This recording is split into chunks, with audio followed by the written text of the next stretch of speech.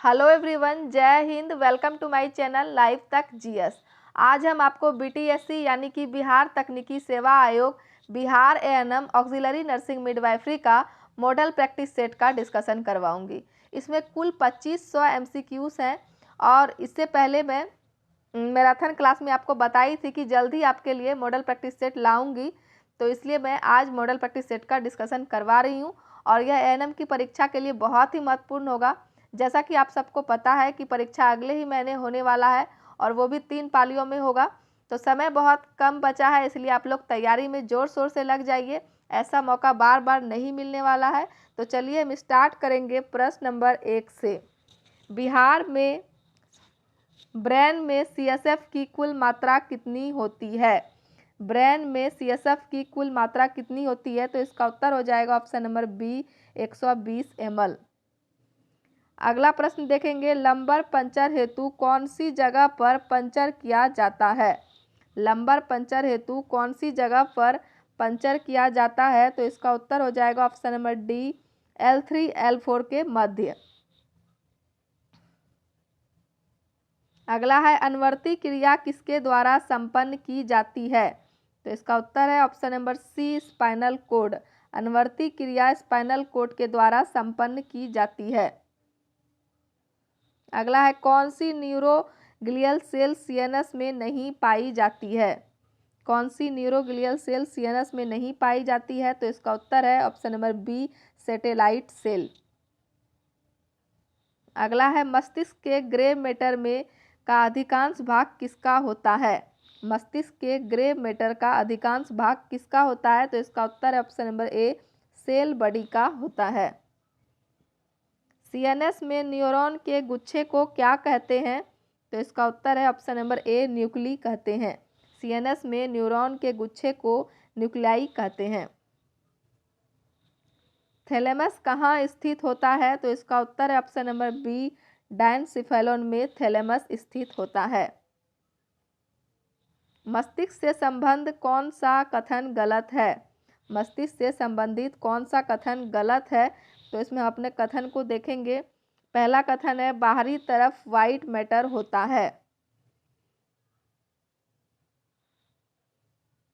अगला कथन है, यह टेलिसिफेलोन में पाया जाता है। और तीसरा है, यह ब्रेन मास का प्रतिशत होता है। और चौथा है, इनमें 4 लोब होते हैं। तो हमारा पहला कथन जो है यह हमारा गलत है। पहला कथन हमारा क्या था? बाहरी तरफ व्हाइट मैटर होता है, यह कथन हमारा गलत हो जाएगा। तो इसका उत्तर है ऑप्शन नंबर ए। अगला प्रश्न देखेंगे, निम्न में कौन सा लोब तथा फंक्शन का जोड़ा गलत है? तो पैविंटल जो है और इसका स्पीच से यह हमारा जोड़ा गलत होगा, और फ्रंटल का स्पीच से संबंध है, यह भी हमारा गलत है। तो इसका उत्तर है option number D, both B and C. B और सी दोनों जोड़ा हमारा गलत है।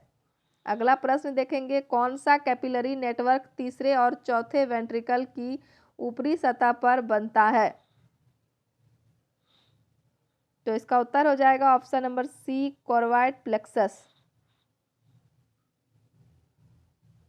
अगला है, सेरिब्रल एडिक्वेट एक्विडक्ट किसको जोड़ती है? सेरिब्रल एक्विडक्ट किसको जोड़ती है? तो इसका उत्तर होगा ऑप्शन नंबर ए, 3rd तथा 4th वेंट्रिकल को। मस्तिष्क का बीबीबी किसके आवागमन को रोकता है? मस्तिष्क का बीबीबी किसके आवागमन को रोकता है? तो लिपिड की आवागमन को रोकता है। स्पाइनल कोड का अंतिम भाग क्या कहलाता है? स्पाइनल कोड का अंतिम भाग क्या कहलाता है? तो इसका उत्तर है ऑप्शन नंबर डी, कोनस मेडुलरिस कहलाता है। मस्तिष्क में बीबीबी कौन बनाता है? मस्तिष्क में बीबीबी कौन बनाता है? तो इसका उत्तर हो जाएगा option number D, astrocyte. Cranial nerve मस्तिष्क के किस भाग से निकलती है? क्रेनियल नर्व मस्तिष्क के किस भाग से निकलती है? तो इसका उत्तर हो जाएगा ऑप्शन नंबर बी, निचली भाग से निकलती है। कौन सा न्यूरोट्रांसमीटर नकारात्मक प्रभाव डालता है? कौन सा न्यूरोट्रांसमीटर नकारात्मक प्रभाव डालता है? तो इसका उत्तर है गाबा और ग्लाइसिन। तो इसका उत्तर हो जाएगा ऑप्शन नंबर डी, बी तथा सी। सियाटिक नर्व की उत्पत्ति कहाँ से होती है? सियाटिक नर्व की उत्पत्ति L4S3 से होती है। कौन सा प्लेक्सस स्पाइनल नर्व से संबंधित नहीं है? कौन सा प्लेक्सस स्पाइनल नर्व से संबंधित नहीं है? तो इसका उत्तर है ऑप्शन नंबर बी, कोर्वाइड। किस तंत्रिका द्वारा आंख की मांसपेशियों को सप्लाई नहीं दिया जाता है? तो इसका उत्तर हो जाएगा ऑप्शन नंबर ए, फेशियल। फेशियल द्वारा आंख की मांसपेशियों को सप्लाई नहीं दिया जाता है। कौन सी तंत्रिका ट्राइजेमियल की शाखा नहीं है? तो इसका उत्तर है ऑप्शन नंबर डी, फ्रेनिक जो है यह ट्राइजेमियल की शाखा नहीं है। निम्न में से कौन सा संवेदी तंत्रिका नहीं है? निम्न में से कौन सा संवेदी तंत्रिका नहीं है? तो इसका उत्तर है ऑप्शन नंबर डी, एब्डुसेंट। एब्डुसेंट जो है यह संवेदी तंत्रिका नहीं है। सेरेब्रम तथा पोन्स के बीच मस्तिष्क का कौन सा हिस्सा होता है? तो इसका उत्तर है option number D, mid brain. Cerebrum तथा पोन्स के बीच मस्तिष्क का मिड ब्रेन होता है। माइलिन शीथ में पाई जाने वाली कोशिका कौन सी है? माइलिन शीथ में पाई जाने वाली कोशिका कौन सी है? तो इसका उत्तर हो जाएगा ऑप्शन नंबर ए, स्वान कोशिका। बैलेंस तथा स्थिति हेतु कौन सी तंत्रिका आवश्यक है? तो इसका उत्तर है ऑप्शन नंबर डी, प्रोपियोसिटर। साइनेप्स में साइनेप्टिक नोब का निर्माण कौन करता है? तो इसका उत्तर हो जाएगा option number B, pre neuron के एक्सॉन। साइनेप्स में साइनेप्टिक नोब का निर्माण प्री न्यूरॉन के एक्सॉन करता है। ड्यूरामीटर तथा एरेक्वायर्ड मैटर किस स्पेस के द्वारा अलग होते हैं? तो इसका उत्तर है ऑप्शन नंबर ए, सबड्यूरल स्पेस के द्वारा अलग होते हैं। लेटी हुई अवस्था से बैठने पर सीएसएफ पर क्या प्रभाव पड़ेगा? लेटी हुई अवस्था से बैठने पर सीएसएफ पर क्या प्रभाव पड़ेगा? तो इसका उत्तर हो जाएगा ऑप्शन नंबर बी, अधिक हो जाता है। सीएसएफ यानी कि सेरेब्रोस्पाइनल फ्लूइड। कौन सी रक्त कणिकाओं में ग्रेन्यूल्स नहीं पाए जाते हैं? तो इसका उत्तर है option number D, lymphocyte. Lymphocyte रक्त की कणिकाओं में ग्रेन्यूल्स नहीं पाए जाते हैं। अगला प्रश्न है, ब्लड का ऑस्मोटिक प्रेशर किसके द्वारा मेंटेन होता है? ब्लड का ऑस्मोटिक प्रेशर किसके द्वारा मेंटेन होता है? तो इसका उत्तर है ऑप्शन नंबर सी, एल्बुमिन द्वारा मेंटेन होता है। सामान्य हीमोग्लोबिन की मात्रा कितनी होती है? सामान्य हीमोग्लोबिन की मात्रा कितनी होती है? तो इसका उत्तर हो जाएगा ऑप्शन नंबर डी, 12 से 17 ग्राम पर 100 ml।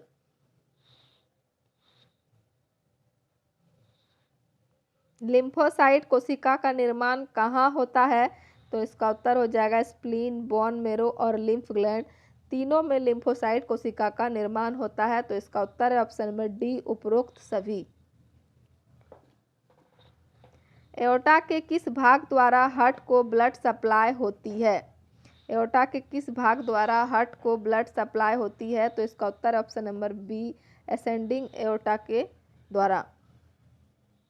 रक्त में एल्बुमिन का मुख्य कार्य क्या होता है? तो रक्त में एल्बुमिन का मुख्य कार्य दबाव होता है। लिम्फ नोड का गुच्छा पेयर्स पैसेज कहाँ पाया जाता है?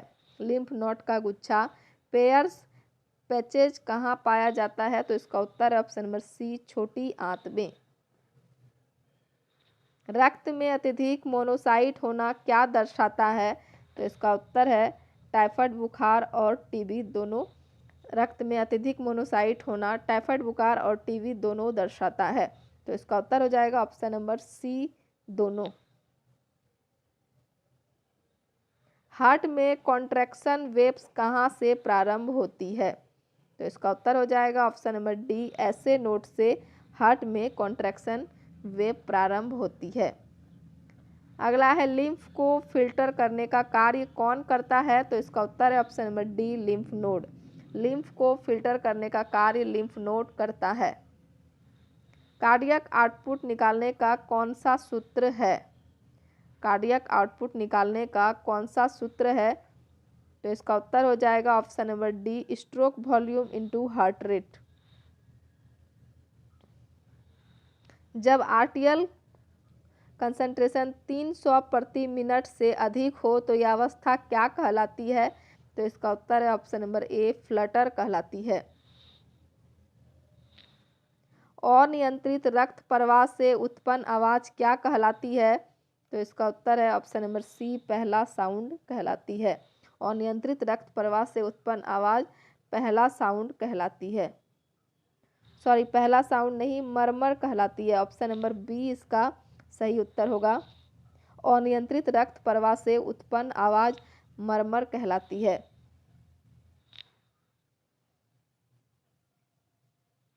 हृदय संकुचन दौरान क्या होता है? हृदय संकुचन दौरान निलय संकुचन होता है। कौन सा कार्य स्प्लीन का नहीं है? टी लिम्फोसाइट निर्माण स्प्लीन का कार्य नहीं है। ऑप्शन नंबर ए इसका सही उत्तर है। पैरों को ब्लड सप्लाई किस आर्टरी द्वारा होती है? तो इसका उत्तर है ऑप्शन नंबर डी, बाहरी इलियक के द्वारा पैरों को ब्लड सप्लाई होती है। सर्किल ऑफ विलिस में कौन सी आर्टरी नहीं पाई जाती है? तो इसका उत्तर है option number B, occipital. Circle of Willis में ऑसिपिटल आर्टरी नहीं पाई जाती है। एवी नोड कहाँ स्थित होता है? एवी नोड कहाँ स्थित होता है? तो इसका उत्तर है option number C, atrial septum की दीवार में एवी नोड स्थित होता है। अगला है वयस्कों में पल्मोनरी धमनी तथा सिराओं की संख्या कितनी होती है? तो इसका उत्तर हो जाएगा 2 और 4 होती है। धमनी की सिराएं 2 और धमनी की संख्या 2 और सिराओं की संख्या 4 होती है। अगला प्रश्न है CO2 की किस अवस्था को रक्त द्वारा सर्कुलेट नहीं किया जाता है? तो इसका उत्तर है ऑप्शन नंबर बी, आरबीसी के साथ जुड़ाव पर CO2 के रक्त द्वारा सर्कुलेट नहीं किया जाता है। अगला प्रश्न है किस स्थिति में वैसोडायलेशन नहीं होता है? तो नाइट्रिक ऑक्साइड के कम स्तर पर वैसोडायलेशन नहीं होता है। अगला है निम्न में से कौन सा कथन गलत है? तो पहला कथन है सिराओं में 2 तथा धमनियों में 3 परत होती है। तो हमारा पहला कथन ही गलत होगा। धमनियों की दीवार सिराओं से मोटी होती है, यह सही है। सिराओं में बीपी कम होता है, यह भी सही है। और सबसे अंतिम कथन है सिराओं में वाल्व पाया जाता है, यह भी सही है। तो ऑप्शन नंबर ए जो है यह कथन हमारा गलत होगा। अगला प्रश्न है निम्न में से कौन सा उदाहरण इंड आर्टरीज का है? तो इसका उत्तर है ऑप्शन नंबर ए, फीमोरल आर्टरी जो है यह इंड आर्टरीज का उदाहरण है। गॉबलेट सेल किस प्रकार की ग्रंथि होती है? तो एक कोशिकीय ग्रंथि होती है। गॉबलेट सेल एक कोशिकीय ग्रंथि होती है। अगला है संक्रमण में किस ऊतक की क्रियाशीलता बढ़ जाती है? तो इसका उत्तर है रेटिकुलर। संक्रमण में रेटिकुलर ऊतक की क्रियाशीलता बढ़ जाती है। निम्न में से कौन सा एपोक्राइन ग्रंथि का उदाहरण है? निम्न में से कौन सा एपोक्राइन ग्रंथि का उदाहरण है? तो इसका उत्तर है ऑप्शन नंबर बी, मेमोरी। अगला प्रश्न है निम्न में से किसमें केराटिनाइज्ड एपिथेलियम नहीं पाई जाती है? तो इसका उत्तर है ऑप्शन नंबर बी, योनि में केराटिनाइज्ड एपिथेलियम नहीं पाई जाती है। बाकी नाखून, बाल और त्वचा में केराटिनाइज्ड एपिथेलियम पाई जाती है। अगला है होलोक्राइन ग्रंथि का उदाहरण कौन सा है? तो इसका उत्तर है ऑप्शन नंबर डी, तेल ग्रंथि। होलोक्राइन ग्रंथि का उदाहरण तेल ग्रंथि है। सैलिवरी ग्रंथि किस प्रकार की होती है? तो इसका उत्तर है ऑप्शन नंबर डी, मीराक्राइन। सैलिवरी ग्रंथि मीराक्राइन ग्रंथि की प्रकार की होती है? अगला है ऑक्सीजन किस सिद्धांत द्वारा फेफड़ों की एल्वियोलाई से कैपिलरी द्वारा रक्त वाहिनियों में जाता है? तो इसका उत्तर हो जाएगा ऑप्शन नंबर ए, डिफ्यूजन। अगला है अधिकांश कोशिकाओं की परतों द्वारा किस एपिथेलियम उत्तक होता है? तो इसका उत्तर है option number D, stratified epithelium उत्तक होता है। अंडवाहिनियों में से किस प्रकार का एपिथेलियम उत्तक होता है? तो इसका उत्तर है option number D, ciliated epithelium. अगला प्रश्न है कोशिका की प्लाज्मा झिल्ली में फास्फोलिपिड की कितने परतें पाई जाती है? तो इसका उत्तर हो जाएगा ऑप्शन नंबर बी, 2 परतें पाई जाती है। कोशिका की प्लाज्मा झिल्ली में फास्फोलिपिड की 2 परतें पाई जाती है। अगला प्रश्न है मीडियास्टिनम कौन सी बॉडी कैविटी में पाया जाता है? तो इसका उत्तर है option number D, thoracic body cavity में मीडियास्टिनम पाया जाता है। निम्न में से कौन सा अंग थोरैसिक कैविटी में नहीं होता है? तो इसका उत्तर है ऑप्शन नंबर ए, आमाशय जो है यह थोरैसिक कैविटी में नहीं होता है।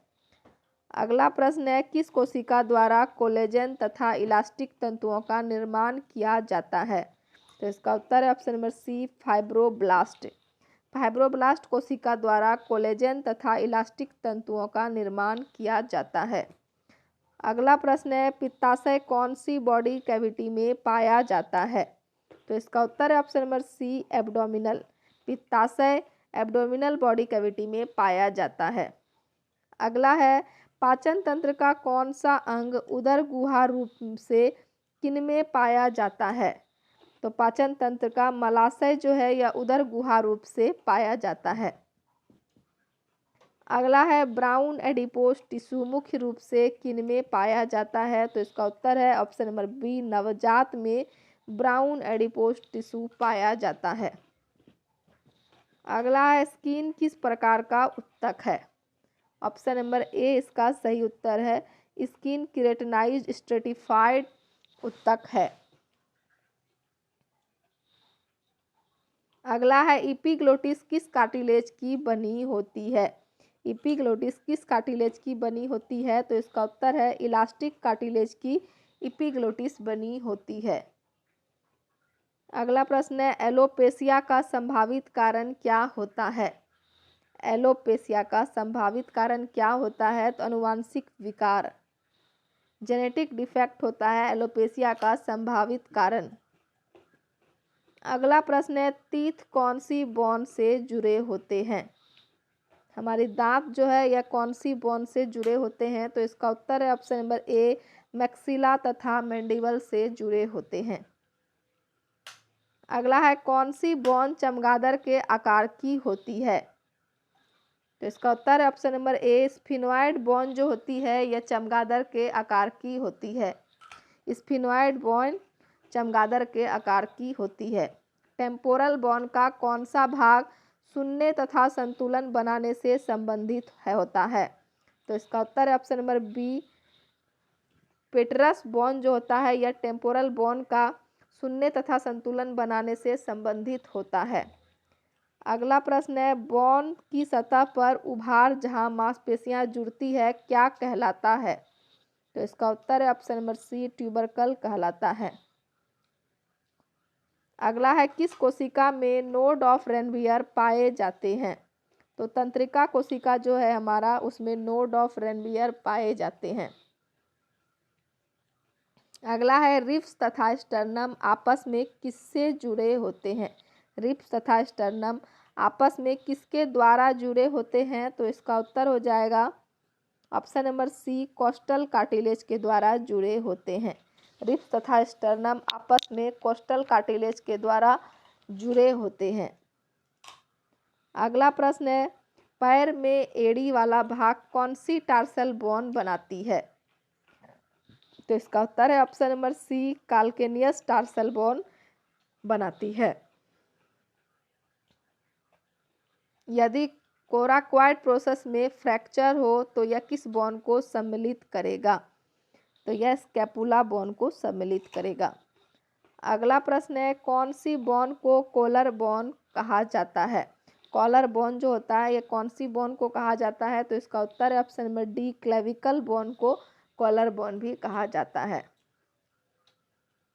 बोन की रिमोल्डिंग किसके द्वारा की जाती है? तो इसका उत्तर है ऑप्शन नंबर बी, ऑस्टियोप्लास्ट तथा ऑस्टियोब्लास्ट के द्वारा बोन की रिमोल्डिंग की जाती है।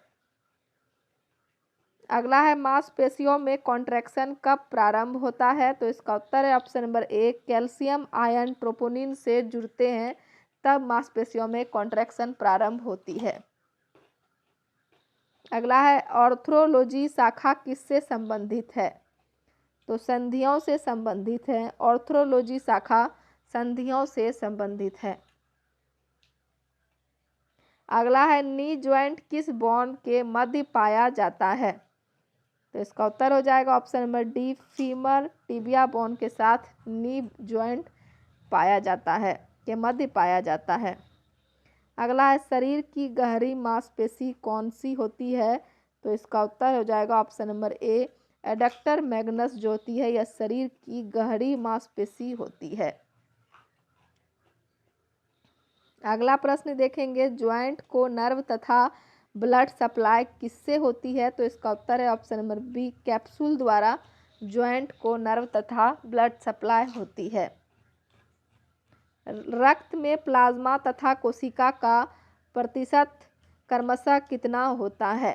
तो इसका उत्तर है ऑप्शन नंबर बी, 55% तथा 45%। प्लाज्मा का हो जाएगा 55% और कोशिका का हो जाएगा 45%। अगला प्रश्न है, आरबीसी की फ्लेक्सिबिलिटी वाले गुण का क्या लाभ होता है? तो इसका उत्तर है ऑप्शन नंबर बी, पतली वाहिनियों में आसानी से प्रवेश होता है। अगला है, हीमोग्लोबिन में क्या होता है? तो इसका उत्तर है ऑप्शन नंबर बी, प्रोटीन तथा आयरन होता है। वयस्कों में सामान्य MCHC कितना होता है? तो इसका उत्तर है ऑप्शन नंबर बी, 30 से 35 ग्राम पर 100 ml ऑफ RBC। अगला है, किस अवस्था में ऑक्सीहेमोग्लोबिन यौगिक द्वारा ऑक्सीजन गैस को रिलीज नहीं किया जाता है? तो इसका उत्तर है क्षारीयता अवस्था में ऑक्सीहेमोग्लोबिन यौगिक द्वारा ऑक्सीजन गैस को रिलीज नहीं किया जाता है। फ्रेंड्स, अगर आपको वीडियो पसंद आ रहा है तो वीडियो को लाइक कीजिए, कमेंट कीजिए और ज़्यादा से ज़्यादा शेयर कीजिए ताकि सभी ANM बहनों के पास हमारा वीडियो पहुंच सके। किस अवस्था में RBC का निर्माण बढ़ता है? किस अवस्था में RBC का निर्माण बढ़ जाता है? तो इसका उत्तर हो जाएगा ऑप्शन नंबर बी, ऑक्सीजन की कमी होने पर RBC का निर्माण बढ़ जाता है। ऑप्शन नंबर बी जो है इसका सही उत्तर हो जाएगा। अगला प्रश्न देखेंगे, सैचुरेटेड हीमोग्लोबिन से क्या तात्पर्य होता है? तो इसका उत्तर है ऑप्शन नंबर डी, हीमोग्लोबिन की चारों सरफेस पर ऑक्सीजन जुड़ना।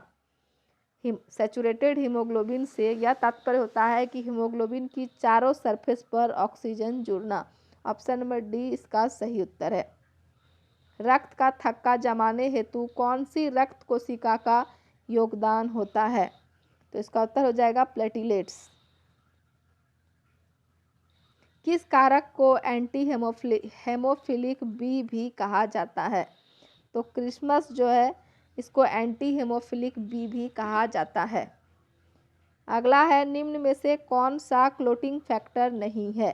तो इसका उत्तर है ऑप्शन नंबर सी, ग्लोब्यूलिन जो है यह क्लोटिंग फैक्टर नहीं है। बाकी कैल्शियम, प्रोथ्रोम्बसिन और फाइब्रिनोजन यह तीनों हमारा क्लोटिंग फैक्टर है। अगला प्रश्न है, निम्न में से कौन सा उदाहरण भक्षण कोशिका का नहीं है? तो इसका उत्तर है ऑप्शन नंबर डी, रक्त में जो होता है यह भक्षण कोशिका का उदाहरण नहीं है। अगला प्रश्न है, सर्वाधिक मिलने वाला WBC का प्रकार कौन सा है? तो इसका उत्तर है ऑप्शन नंबर ए, न्यूट्रोफिल। निम्न में से कौन सा जोड़ा ट्रांसफ्यूजन प्रक्रिया नहीं दर्शाएगा? तो ये दाता बी जो है और ग्राही AB यह जोड़ा हमारा ट्रांसफ्यूजन प्रक्रिया नहीं दर्शाएगा। मास्ट कोशिका हेतु कहा गया कौन सा कथन गलत है? पहला कथन है यह बेसोफिल के समान होती है। दूसरा है यह रक्त प्रवाह में उपस्थित होती है। तो हमारा ऑप्शन नंबर बी जो है यह गलत है। बाकी ऑप्शन नंबर सी या उत्तकों में पाई जाती है, यह सही है। यह एलर्जी से संबंधित होती है, यह भी सही है। तो गलत कौन सा है? Option number B. तो इसका सही उत्तर हो जाएगा ऑप्शन नंबर बी। निम्न में से किस अवस्था में WBC संख्या नहीं बढ़ती है? तो MI का जब आपको प्रॉब्लम होगा, मायोकार्डियल इन्फार्क्शन, तो इसमें इस अवस्था में WBC की संख्या नहीं बढ़ती है। मानव शरीर की सबसे बड़ी रक्त कोशिका कौन सी है? तो इसका उत्तर है option number C, WBC। WBC जो है यह मानव शरीर की सबसे बड़ी रक्त कोशिका है। अगला है किसी भी पदार्थ के प्लाज्मा झिल्ली में निकलने की विसरण दर को कौन प्रभावित करता है? तो इसका उत्तर है ऑप्शन नंबर बी, सांद्रता। ड्यूडेनम में पाया जाने वाला ऑरिफिस क्या कहलाता है? तो इसका उत्तर है option number C, ampulla of Vater. Duodenum में पाया जाने वाला ऑरिफिस एम्पुला ऑफ वाटर कहलाता है। अगला प्रश्न है कोहनी के सन्मुख मिलने वाला रिक्त स्थान क्या कहलाता है? तो इसका उत्तर है option number C, cubital fossa. कोहनी के सम्मुख मिलने वाला रिक्त स्थान क्यूबिटल फोसा कहलाता है। ऑप्शन नंबर सी इसका सही उत्तर होगा। अगला है इंग्युनल कैनाल की लंबाई कितनी होती है? तो इसका उत्तर हो जाएगा option number C, 4 centimetre. Inguinal canal की लंबाई 4 सेंटीमीटर होती है। अगला प्रश्न है बल्बोयूरेथ्रल ग्रंथि क्या होती है? तो इसका उत्तर हो जाएगा ऑप्शन नंबर बी, कॉपर ग्रंथि। बल्बोयूरेथ्रल ग्रंथि कॉपर ग्रंथि होती है। अगला प्रश्न है किस कोशिकांग में दोहरी झिल्ली नहीं होती है? तो इसका उत्तर है ऑप्शन नंबर ए, लाइसोसोम। लाइसोसोम में दोहरी झिल्ली नहीं होती है। अगला प्रश्न है DNA का दोहरा हेलिक्स मॉडल किसने दिया था? तो इसका उत्तर हो जाएगा option number B, Watson and Crick ने DNA का दोहरा हेलिक्स मॉडल दिया था। क्रिस्टी किस कोशिकांग में पाई जाती है? क्रिस्टी जो है यह किस कोशिकांग में पाई जाती है? तो इसका उत्तर हो जाएगा ऑप्शन नंबर डी, माइटोकॉन्ड्रिया। अगला है मानव जीनोम में कितने जीन होते हैं? तो इसका उत्तर हो जाएगा ऑप्शन नंबर डी, 30,000 जीन मानव जीनोम में होते हैं। अगला है मम्प्स में कौन सी लार ग्रंथि में सूजन आ जाती है? तो इसका उत्तर है ऑप्शन नंबर ए, सब मैंडुलर में सूजन आ जाती है, सब लिंगुअल में भी सूजन आ जाती है और पैरोटिड में भी। तो इसका उत्तर हो जाएगा मम्प्स में कौन सी लार ग्रंथि में सूजन आ जाती है? तो इसका उत्तर हो जाएगा ऑप्शन नंबर सी, पैरोटिड लार ग्रंथि में सूजन आ जाती है। मम्प्स में पैरोटिड ग्रंथि में लार ग्रंथि में सूजन आ जाती है। अगला है पेशियों के लाल रंग हेतु कौन उत्तरदायी है? तो इसका उत्तर है ऑप्शन नंबर बी, मायोग्लोबिन। पेशियों के लाल रंग हेतु मायोग्लोबिन जो है यह उत्तरदायी है। रिनिवस नलिका कौन सी लार ग्रंथि में होती है? तो इसका उत्तर है सबलिंगुअल। रिनिवस नलिका सबलिंगुअल लार ग्रंथि में होती है। एक वयस्क के आमाशय की भराव कितनी होती है? एक वयस्क के आमाशय की भराव कितनी होती है? तो इसका उत्तर हो जाएगा ऑप्शन नंबर डी, 1500 ml। अगला है डेक्स्ट्रोकार्डिया से क्या तात्पर्य होता है? तो इसका उत्तर हो जाएगा ऑप्शन नंबर ए, हृदय की दाईं तरफ होना। डेक्स्ट्रोकार्डिया से यह तात्पर्य होता है हृदय की दाईं तरफ होना। अगला है किसका पाचन मानव तंत्र द्वारा नहीं किया जाता है? तो इसका उत्तर है ऑप्शन नंबर सी, सेलुलोज का पाचन मानव तंत्र द्वारा नहीं किया जाता है। शरीर का कौन सा अंग ब्लड बैंक कहलाता है? तो इसका उत्तर है ऑप्शन नंबर डी, स्प्लीन जो है इसको ब्लड बैंक कहलाता है। अगला है निम्न में से कौन सा स्टर्नम का भाग नहीं है? तो इसका उत्तर हो जाएगा ऑप्शन नंबर सी, क्यूबॉइड। क्यूबियाइड जो है यह स्टर्नम का भाग नहीं है। बाकी मैनुब्रियम, बॉडी और जिफॉइड जो है यह स्टर्नम का भाग है। अगला है एरोटिक क्षेत्र कहाँ होता है। एरोटिक क्षेत्र जो होता है यह कहाँ होता है, तो यह बायां सेकंड कोस्टल जगह में एरोटिक क्षेत्र होता है।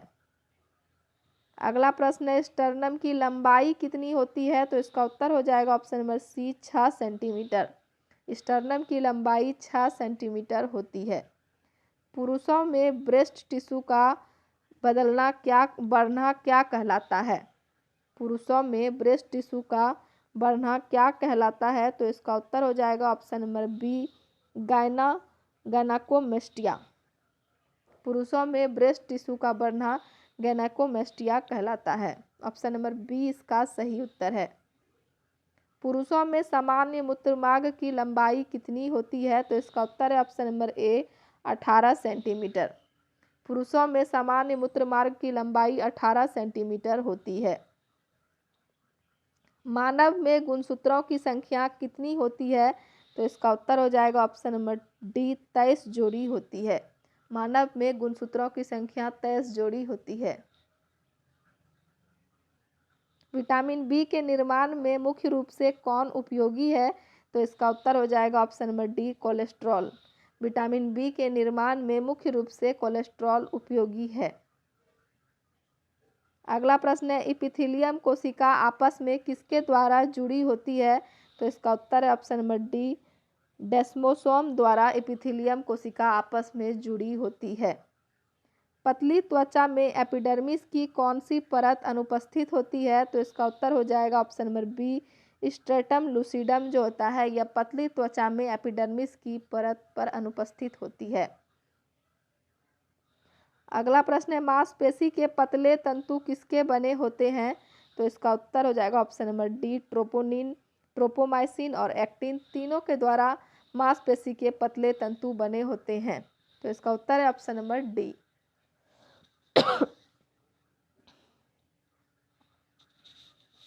अपर आर्म की एक्सटेंशन तथा फ्लेक्शन करवाने वाली मांसपेशी कौन सी होती है, तो इसका उत्तर हो जाएगा ऑप्शन नंबर बी बाइसेप तथा ट्राइसेप्स।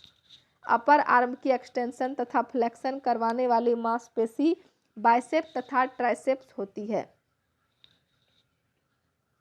अगला प्रश्न है मायोफैब्रिल का वह भाग जो एक जेड लाइन से अगली जेड लाइन के बीच होता है क्या कहलाता है, तो इसका उत्तर हो जाएगा ऑप्शन नंबर बी सार्कोमियर कहलाता है। वस्तु की नेत्रों से कितनी दूरी पर लेंस अधिक उत्तल हो जाता है, तो इसका उत्तर हो जाएगा ऑप्शन नंबर डी 20 फीट से कम होने पर वस्तु की नेत्रों से लेंस अधिक उत्तल हो जाता है। सीरम से क्या तात्पर्य होता है, प्लाज्मा माइनस प्रोटीन। सीरम का तात्पर्य यही होता है प्लाज्मा माइनस प्रोटीन। कौन सा कारक हृदय गति नियंत्रण नहीं करता है, तो इसका उत्तर है ऑप्शन नंबर डी रुधिर आयतन जो है यह हृदय गति नियंत्रण नहीं करता है। छोटी आंत में सबसे लंबा भाग कौन सा होता है, तो इसका उत्तर है option number B ileum. Ileum जो है यह छोटी आंत में सबसे लंबा भाग होता है। यहाँ स्पेलिंग गलत है, आप इसको इलियम बोल सकते हैं, ILEUM इलियम। छोटी आंत में सबसे लंबा भाग इलियम होता है। प्रति मिनट रीनल आर्टरी में प्रवेश करने वाले रक्त की मात्रा कितनी होती है, तो इसका उत्तर हो जाएगा ऑप्शन नंबर सी 1200 ml प्रति मिनट। बॉनी लेबिरिंथ किससे बना होता है, तो इसका उत्तर हो जाएगा ऑप्शन नंबर डी उपरोक्त सभी कोक्लिया, वेस्टिब्यूल और सर्कुलर कैनाल तीनों से बॉनी लेबिरिंथ बना होता है। निम्न में कौन सा वर्ग हार्मोन से संबंधित नहीं है, तो इसका उत्तर हो जाएगा ऑप्शन नंबर बी अल्कोहल जो है यह हार्मोन से संबंधित नहीं है।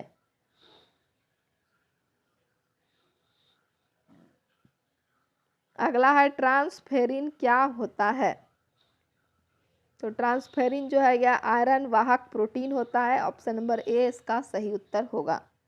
अगला प्रश्न है, निम्न में से कौन से सॉल्यूशन में कोशिका अपना आकार तथा आयतन बनाए रखती है। तो इसका उत्तर है option number C, isotonic solution में कोशिका अपना आकार तथा आयतन बनाए रखती है। अगला प्रश्न है, कौन सी बोन काप निर्माण इंटरमेम्ब्रेनस होता है। तो इस मैंडिबल और स्कल बोन जो है यह काप निर्माण इंटरमेम्ब्रेनस द्वारा होता है। इसका उत्तर हो जाएगा ऑप्शन नंबर डी, बी और सी दोनों। एपिडर्मिस पर बने घाव से रक्तस्राव क्यों नहीं होता है। तो इसका उत्तर है ऑप्शन नंबर ए, रक्त वाहिनी अनुपस्थित होती है। एपिडर्मिस पर बने घाव से रक्तस्राव इसलिए नहीं होता है क्योंकि रक्त वाहिनी अनुपस्थित होती है। अगला प्रश्न है, कलाई में सर्वाधिक टूटने वाली अस्थि कौन सी है। तो इसका उत्तर है ऑप्शन नंबर बी, स्कैफॉइड जो है यह कलाई में सर्वाधिक टूटने वाली अस्थि होती है। निम्न में से कौन सा बायएक्सियल ज्वाइंट का उदाहरण होता है। तो इसका उत्तर हो जाएगा ऑप्शन नंबर डी, ए और सी। ए में है कॉन्डाइल ज्वाइंट, कॉन्डिलॉइड ज्वाइंट और सैडल ज्वाइंट। कॉन्डिलॉइड ज्वाइंट और सैडल ज्वाइंट जो है यह बायएक्सियल ज्वाइंट का उदाहरण होता है। ऊष्मा की मात्रक कैलोरी कहलाती है। ऊष्मा की मात्रक कैलोरी 1 लीटर पानी का तापमान 1 डिग्री सेल्सियस बढ़ाती है। कोशिका झिल्ली द्वारा पदार्थों के विनिमय के क्रम में किस प्रणाली का उपयोग नहीं किया जाता है। तो इसका उत्तर हो जाएगा ऑप्शन नंबर डी, उपरोक्त में से कोई नहीं। नेजल कैविटी में उपस्थित कोंकाय का कार्य क्या होता है। नेजल कैविटी में उपस्थित कोंकाय का कार्य क्या होता है। सरफेस एरिया को बढ़ाते हैं। नेजल कैविटी में उपस्थित कोंकाय का कार्य है सरफेस एरिया को बढ़ाना। अगला प्रश्न है,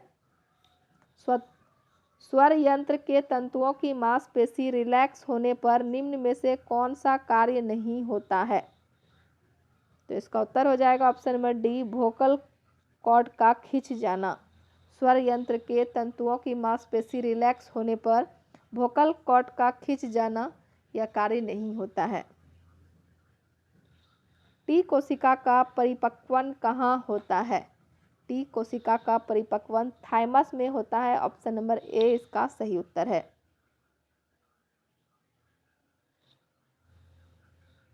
यदि ब्लड बैंक में ओ पॉजिटिव रक्त नहीं है तो मरीज को कौन से रक्त का ग्रुप दिया जाता है।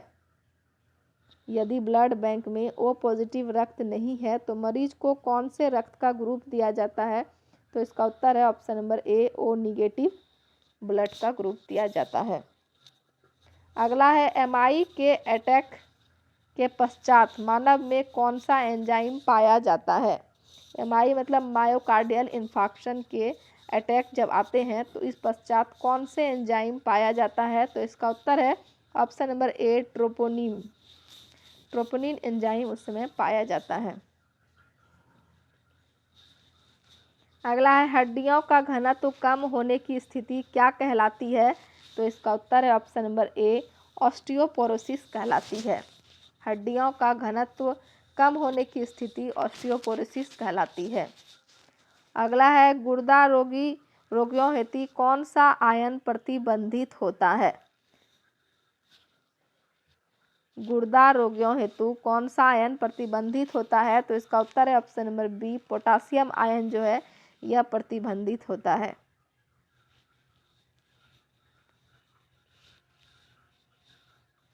एपिकल पल्स परीक्षण हेतु स्टेथोस्कोप का डायफ्राम कहाँ लगाया जाता है।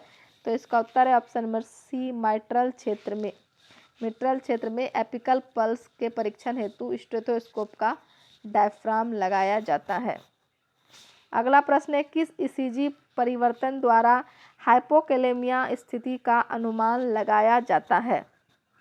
तो धंसा हुआ एसटी भाग जो होता है, इस स्थिति का परिवर्तन द्वारा हाइपोकैलेमिया का अनुमान लगाया जाता है। फ्रेंड्स, सारे प्रश्न हैं, सारे इम्पोर्टेंट प्रश्न हैं, इसलिए आप इस वीडियो को ज़्यादा से ज़्यादा शेयर कीजिए। अगला प्रश्न है, सामान्य इंट्राओकुलर प्रेशर कितना होता है?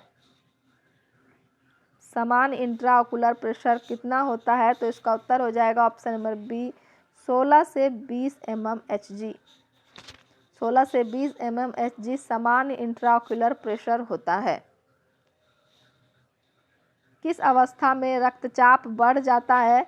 तो इसका उत्तर हो जाएगा ऑप्शन नंबर सी, व्यायाम के दौरान रक्तचाप बढ़ जाता है। व्यायाम के दौरान हमारा बीपी जो है यह बढ़ जाता है। निम्न में से किसे एस्फिक्सिया कहा जाएगा? निम्न में से किसे एस्फिक्सिया कहा जाएगा? तो ऑक्सीजन की कमी तथा श्वास में परेशानी आने पर एस्फिक्सिया इसको हम लोग कहते हैं। अगला है, एईडी किस हेतु प्रयुक्त होता है? एईडी को हम लोग क्या कह सकते हैं? इसका विस्तार रूप है arrhythmia eliminating device. Sorry, arrhythmia नहीं होगा, इसका उत्तर हो जाएगा option number D, automated external defibrillator. AED का फुल फॉर्म है automated external defibrillator. Option number D इसका सही उत्तर है। अगला है, क्रेनियल नर्व परीक्षण के दौरान यदि मरीज को भौहें चढ़ाने, मुस्कुराने तथा दांत दिखाने को कहा जाता है तो यह किस तंत्रिका की सूचना देगा? या फेशियल तंत्रिका की सूचना देगा। ऑप्शन नंबर सी जो है इसका सही उत्तर हो जाएगा। अगला प्रश्न है, हर्ट साउंड किस क्रियाविधि के फलस्वरूप सुनाई देते हैं? हर्ट साउंड जो है यह किस क्रियाविधि के फलस्वरूप सुनाई देते हैं? तो इसका उत्तर है हृदय वाल्व का बंद होने पर। अगला है, अग्नाशय द्वारा कौन से हार्मोन स्रावित होते हैं? तो इसका उत्तर है ऑप्शन नंबर डी, इंसुलिन और ग्लूकागॉन। हमारा जो पेंक्रियाज है इसके द्वारा इंसुलिन और ग्लूकागॉन हार्मोन स्रावित होते हैं। अगला प्रश्न है, मरीज को फाइब्रिलेशन से डीफाइब्रिलेशन में परिवर्तित करने हेतु मशीन को कितनी ऊर्जा स्तर पर निश्चित किया जाता है? तो इसका उत्तर है ऑप्शन नंबर सी, 200 जूल पर मशीन को ऊर्जा स्तर पर निश्चित किया जाता है। अगला है, एक मरीज के कार्डियक मॉनिटर पर अचानक और नियमितता, पी वेव अनुपस्थित होना, क्यूआरएस चौड़ा होना, पल्स रेट 100 से अधिक होना देखकर नर्स द्वारा अनुमानित किया जाएगा। नर्स द्वारा क्या अनुमानित किया जाएगा? तो इसका उत्तर हो जाएगा option number B, ventricular tachycardia.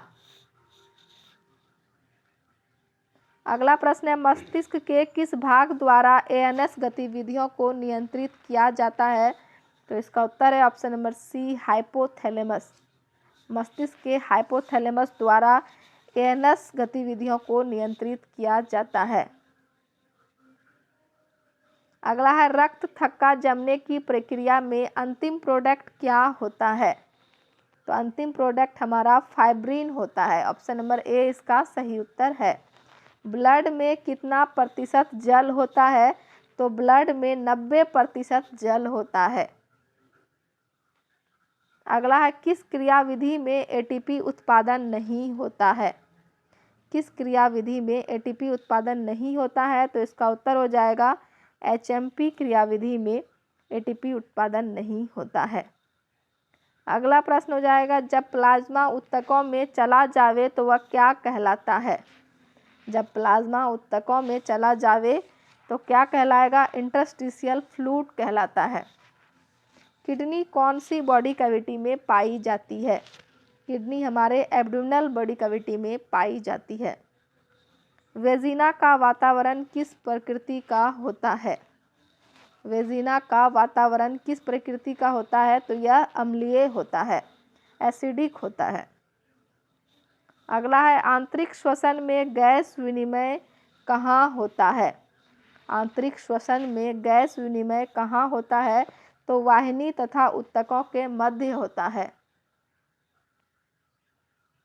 Ovulation को परिभाषित किया जाता है?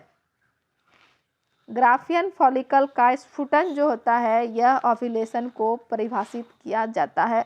ऑप्शन नंबर बी इसका सही उत्तर होगा। अगला प्रश्न है, फैलोपियन ट्यूब का कार्य क्या होता है?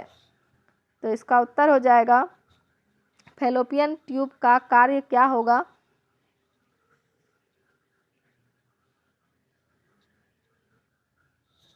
फैलोपियन ट्यूब का कार्य क्या होता है? तो इसका उत्तर हो जाएगा ऑप्शन नंबर सी, निषेचन में सहायक होता है। अगला प्रश्न है, जिह्वा के किस भाग पर कड़वेपन का स्वाद ग्रंथियां पाई जाती है? जिह्वा के किस भाग पर कड़वेपन की स्वाद ग्रंथियां पाई जाती? इसका उत्तर हो जाएगा ऑप्शन नंबर बी, पीछे की तरफ। जिह्वा के पीछे की तरफ जो है यह कड़वेपन की स्वाद ग्रंथियां यहाँ पर पाई जाती है। ऑप्शन नंबर बी इसका सही उत्तर होगा। अगला प्रश्न है, किस स्फिंक्टर द्वारा पदार्थों का रिफ्लक्स नियंत्रित नहीं किया जाता है? किस स्फिंक्टर द्वारा पदार्थों का रिफ्लक्स नियंत्रित नहीं किया जाता है? तो इसका उत्तर हो जाएगा option number D, internal anal. Internal anal sphincter जो है यहाँ पे पदार्थों का रिफ्लक्स नियंत्रित नहीं किया जाता है। अगला प्रश्न है, आँखों की कौन सी मांसपेशी को थर्ड क्रेनियल नर्व द्वारा सप्लाई नहीं की जाती है? तो इसका उत्तर है ऑप्शन नंबर ए, ऊपरी ऑब्लिक। ऊपरी ऑब्लिक जो है यह थर्ड क्रेनियल नर्व द्वारा सप्लाई नहीं की जाती है। अगला प्रश्न है, होठों को कौन सी मांसपेशी द्वारा बंद किया जाता है? तो ऑर्बिकुलरिस द्वारा होठों को बंद किया जाता है। ऑर्बिकुलरिस मांसपेशी जो है इसके द्वारा होठों को बंद किया जाता है। अगला प्रश्न है, पैरों की पिंडली वाले भाग में कौन सी मांसपेशी पाई जाती है? तो सोलस मांसपेशी जो है यह पैरों के पिंडली वाले भाग में पाई जाती है। अगला हो जाएगा, निम्न में से कौन सी एक मांसपेशी एब्डोमेन की है? तो रेक्टस एब्डोमिनस जो है यह मांसपेशी एब्डोमेन की है। अगला है, पेल्विक फ्लोर का अग्रिम भाग कौन बनाता है? पेल्विक फ्लोर का अग्रिम भाग कौन बनाता है? तो इसका उत्तर है ऑप्शन नंबर ए, लिवेटर एनी। निम्न में से कौन सी बोन चेहरे की नहीं है? तो वोमर बोन जो है यह चेहरे की नहीं है। बाकी पेलेटाइन, पेराइटल और जाइगोमेटिक यह तीनों बोन जो है यह चेहरे की है।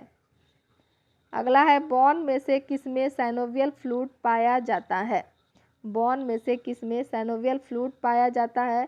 तो साइनम में जो है इसमें साइनोवियल फ्लूइड पाया जाता है।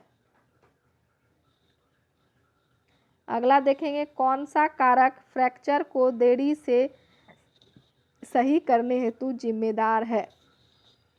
कौन सा कारक फ्रैक्चर को देरी से सही करने हेतु जिम्मेदार है? तो लगातार गतिविधि। निम्न में से किसमें साइनोवियल फ्लूइड पाया जाता है? तो साइनोवियल ज्वाइंट, पाइवट ज्वाइंट और बॉल एंड सॉकेट ज्वाइंट तीनों ज्वाइंट में साइनोवियल फ्लूइड पाया जाता है। तो इसका उत्तर हो जाएगा ऑप्शन नंबर डी, सभी में। अगला प्रश्न है, निम्न में से कौन सा ज्वाइंट केवल फ्लेक्शन तथा एक्सटेंशन की सुविधा प्रदान करता है? तो हमारा हिंज ज्वाइंट जो है इसमें फ्लेक्शन तथा एक्सटेंशन की सुविधा प्रदान करता है। अगला है, किस ज्वाइंट द्वारा एनाटॉमी की सभी गतिविधियां प्रदान की जाती है?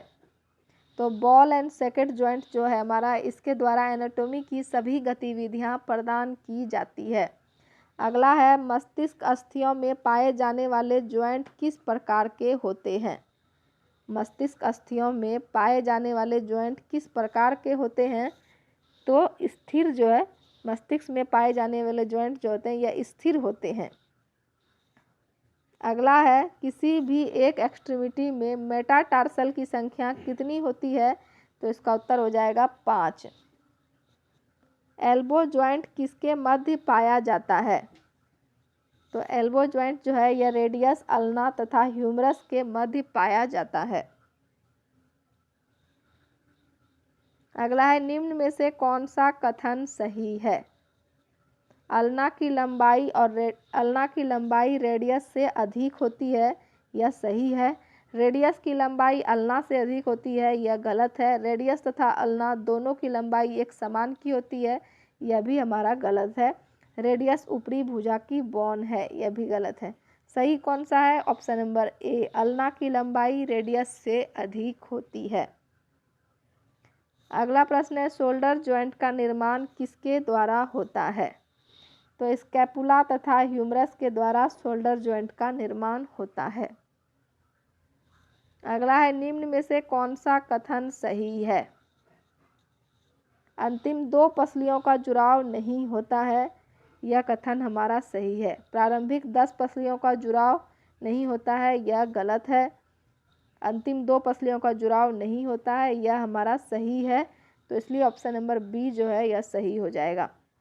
तीसरा ऑप्शन है, प्रारंभिक 2 का जुड़ाव होता है जबकि अंतिम 10 का नहीं, यह भी गलत है।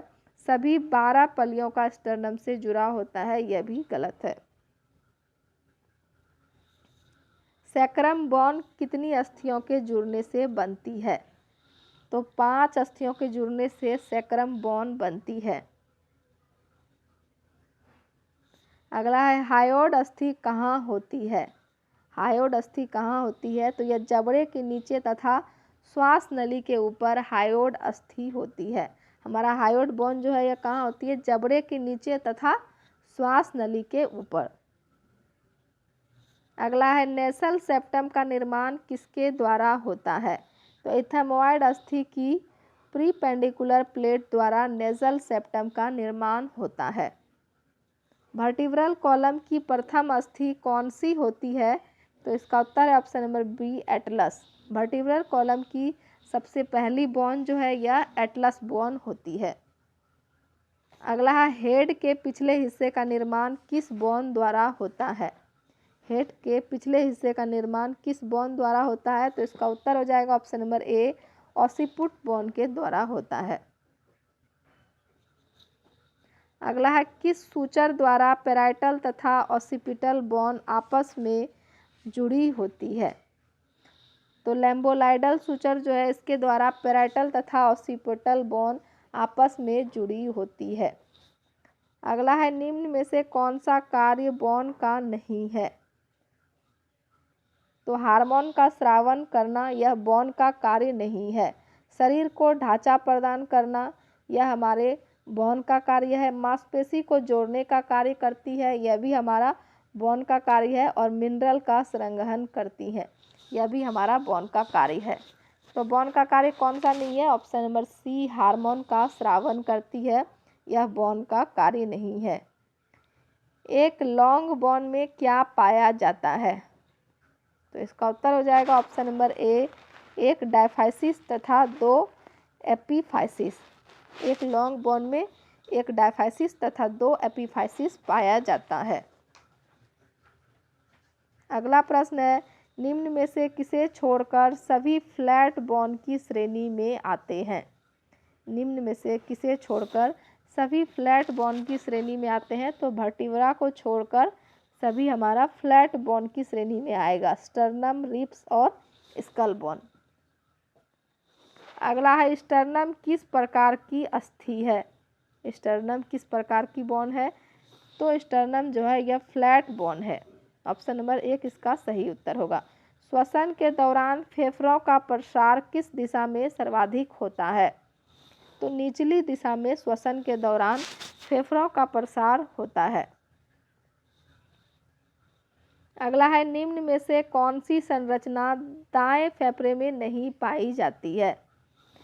तो आर्क ऑफ एओर्टा जो है यह दाएं फेफड़े में नहीं पाई जाती है। तो चलिए वीडियो समाप्त करते हैं। उम्मीद है कि वीडियो आप लोग को पसंद आया होगा। वीडियो अगर पसंद आया तो वीडियो को लाइक कीजिए, कमेंट कीजिए और ज़्यादा से ज़्यादा शेयर कीजिए। धन्यवाद, मिलते हैं अगले वीडियो में।